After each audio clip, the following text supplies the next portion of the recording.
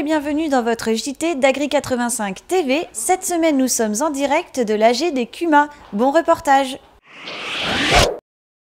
Dans le contexte de crise, les agriculteurs doivent s'adapter et les Cumas se réorganisent. C'est sur ce principe que s'est tenue l'Assemblée générale de la Fédération départementale des Cumas Vendée, jeudi 26 janvier dernier. Dans les exploitations, on y réfléchit beaucoup aujourd'hui et de par le contexte, on demande à la réduction des produits phytosanitaires, on nous demande des produits de qualité qui nuisent de moins en moins au niveau de l'environnement. Donc on voit bien, Franck Wechsler a parlé du glyphosate, où on ne sait pas trop ce que ça va devenir. Donc il faut trouver de nouvelles solutions et donc on doit réfléchir collectivement ensemble. Et la CUMA est là justement comme support pour avancer, pour réfléchir et pour investir également s'il y a besoin. Plusieurs chantiers sont en cours sur l'accompagnement des Cumas, la formation à tout niveau et le maillage des Cumas. Pour la Vendée, 4 fusions ont été réalisées en 2016 et 4 nouvelles fusions sont prévues pour ce début d'année. L'année, c'est une nouvelle fois les fusions de CUMA, l'emploi salarié qui se développe et des solutions aussi qu'on recherche, que les CUMA recherchent aussi en termes d'emploi traditionnel, de conduite, d'entretien, mais aussi de secrétariat. C'est la chose un peu innovante que l'on retrouve cette année en fait dans les CUMA. Pour les dirigeants de CUMA, c'est de continuer à les accompagner dans la restructuration des CUMA pour certaines, dans la gouvernance des CUMA, parce que c'est aussi une question importante, le renouvellement des générations, le renouvellement des responsables dans les CUMA, c'est une problématique, donc il faut accompagner les responsables là-dessus. Et puis l'emploi aussi, il y a toujours des demandes sur l'emploi, donc on a un service emploi qui se développe et on a vraiment beaucoup de demandes des CUMA pour les accompagner dans ce domaine. Les 9 SEA de Montaigu ont fait leur assemblée générale à la Bruffière vendredi 27 janvier. Après un tour des productions, le thème a permis d'aborder le foncier à travers les nouvelles règles du plan local d'urbanisme intercommunal. Cet après-midi, on avait invité donc 2 élus communautaires, le maire de Saint-Georges et le maire de Cugan, à nous parler du PLUI, donc le PLU intercommunal, donc sur tout le canton de Montaigu. Donc il nous a expliqué toute la démarche, il nous a expliqué où ils en étaient rendus et quand est-ce qu'on allait être concerté. Le PLU, là où nous en sommes aujourd'hui, après cette phase analyse de notre territoire, puisque le PLU porte sur le territoire, nous sommes dans la phase définition des grandes orientations pour aboutir au règlement. Et dans ces grandes orientations, nous avons cette volonté de réduire la consommation d'espaces agricoles. Grosso modo, pour faire simple, nous consommions à l'échelle de nos 10 communes une quarantaine d'hectares par an, 50% pour l'habitat, 50% pour le développement économique.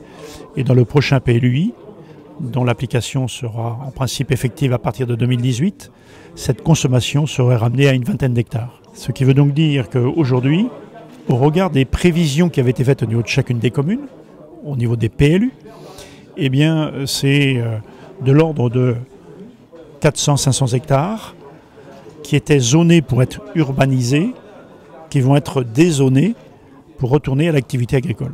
Un point positif quand même dans le PLU, c'est ce que leur impose la loi, c'est-à-dire de diminuer de moitié de surface de consommation. Pour moi, le monde agricole est plus qu'un domaine économique à part entière, parce que le foncier, il fait partie quand même du monde agricole. Et je pense que c'est une partie importante. Alors effectivement, ça fait moins d'emplois que toutes les industries qu'il y a sur le secteur de Montaigu, mais la partie agricole est quand même relativement importante par sa partie économique, mais aussi par sa partie occupation du territoire. Les sections viande bovine de la région Pays de la Loire étaient présentes au congrès de la FNB mercredi et jeudi à Nevers.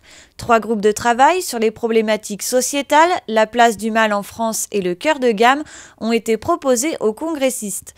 La journée du jeudi, élargie à divers partenaires de l'élevage, a été consacrée aux attentes des marchés en lien avec les types de production en France et à la future PAC 2020. À l'initiative des chambres d'agriculture des Deux-Sèvres et de la Vendée, une réunion d'information sur l'influenza aviaire était organisée lundi 30 janvier à Niort. Les participants ont pu en savoir plus sur les mesures administratives et leur chronologie en cas de suspicion puis de cas avérés. La vaccination et l'opportunité qu'elle peut représenter ou non pour protéger la filière ont également été largement débattues.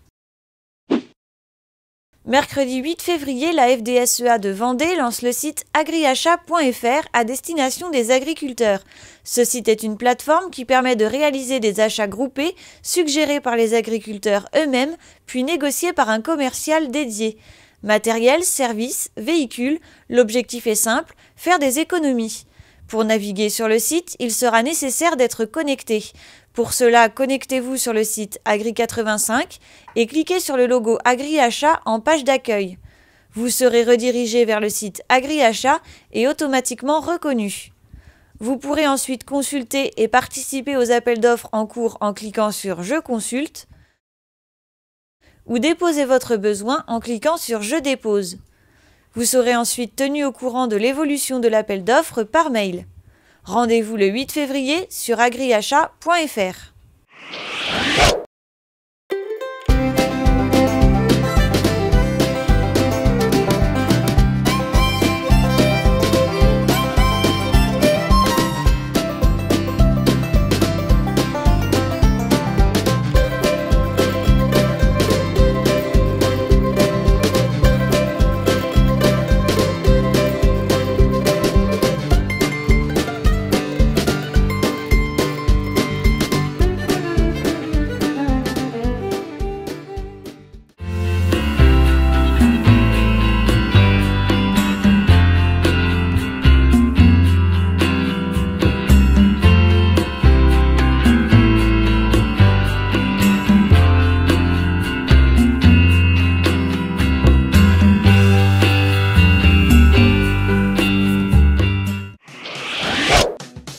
Votre JT se termine, on se retrouve mercredi 8 février pour le congrès de la FDSEA.